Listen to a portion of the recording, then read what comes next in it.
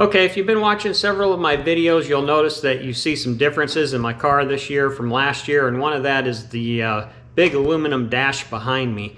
And so I want to explain how that came to be. I ended up building this new dash box, and it's kind of a temporary deal, but it was to get me through this season. And I had a choice of going with flat screen digital gauges or conventional style gauges. And if you have been watching the videos, you'll remember that this is the old dash that I had in the car. Well, take a look at the tack. A few years back, the needle dry rotted and broke on the tack, so I lost my tack. So I ended up installing this tachometer, and you'll see it in the pictures as we drive the car. You'll see the tack is mounted to the bar kind of above the dash.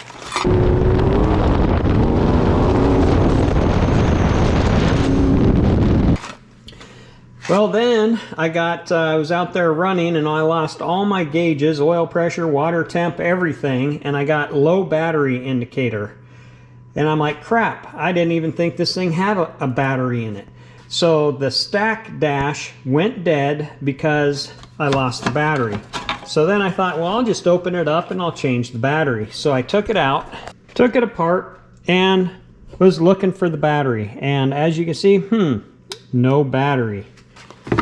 So the next thing I had to do is pull this apart and take a look, and looky there, just to let you know, that's a battery and that is a battery. So I have two little soldered in batteries. Oh, are those a joy to replace? I don't think so.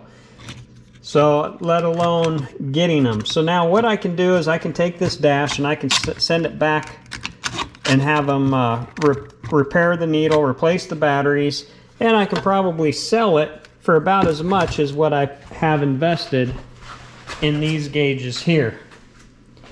Now, I really do like the Holley gauges I put in here, and I will talk about them in another video coming up. So now when you think about it, you're out running the car around, your battery goes dead, and you lose all your gauges. I should say the internal battery goes dead, and you lose all your gauges. What a pisser that was. So anyway, because of that fact, and if you have a flat screen, anything goes wrong, it can take out all your gauges. With the conventional style gauges, if I have anything go wrong, I lose one gauge, and I only have the expense of replacing that one gauge. So yes, the digital dashes are nice, and if you're really in the high competitive racing and you need your lap times and all of that, they're really good. But as far as just dooning and recreational riding, I wouldn't waste my money. To replace this with new costs $1,642. Okay, to be fair to Stack, this thing lasted well over a decade, so this thing is a highly reliable dash for what it is.